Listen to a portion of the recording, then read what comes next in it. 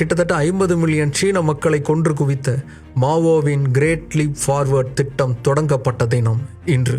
மாவோ தலைமையிலான சீன அரசு அப்போ இருந்த பிரிட்டனை விட அதிக அளவுக்கு இண்டஸ்ட்ரியல் ரெவல்யூஷனில் புரட்சி செய்யணும்னு கனவு கண்டுச்சு. அதற்காக சீனா முழுக்க தொழிற்புரட்சியை ஏற்படுத்துவதற்கான வேலைகள் நடத்தப்பட்டுச்சு. ஆனால் அதற்கேற்ற தொழிற்சாலைகளை உருவாக்குவதற்கும் சரியான திட்டமிடலும் அவங்க கிட்ட இல்லை. விவசாயிகளை விவசாயத்தை முற்றிலுமாக கைவிட்டு தொழில்துறைக்கு திரும்ப சொல்லி கட்டாயப்படுத்தினாங்க. விவசாயிகள் பயன்படுத்தின விவசாய கருவிகளை தீயில உருக்குனாங்க. அதிலிருந்து கிடைத்த இரும்பை வைத்து இரும்பை உற்பத்தி செய்கிறோன்னு மார்த்தட்டிக்கிட்டாங்க. எலிகள், ஈக்கள், கொசுக்கள், குருவிகள் இது எல்லாத்தையும் நம்ம அழிக்கணும்னு சொன்னார் மாவோ. இது எல்லாம் தான் நம்முடைய வளர்ச்சியை தடுக்குதுன்னு சொன்னார். ஆனால் அதனால் உணவுச் சங்கிலியில் பெரும் பாதிப்புங்கிறது உருவாச்சு. இப்படி தேவையற்ற செயல்களை செய்ததால் சீனா முழுக்க பஞ்சம் தலைவிரித்து ஆட ஆரம்பிச்சது. ஒருவேளை உணவுக்கே அங்கே பல கஷ்டங்கள் உருவாச்சு. பல பேர் கொத்து கொத்தா செத்து மடிஞ்சு விழுந்தாங்க.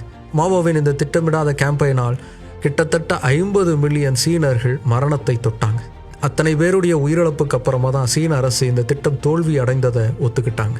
சீன வரலாற்றில் இன்று வரைக்கும் அழிக்க முடியாத கரையாக இருக்கும் மாவோவின் த கிரேட் லீப் ஃபார்வர்டுங்கிற திட்டம் 1958 தொடங்கப்பட்ட தினம் இன்று.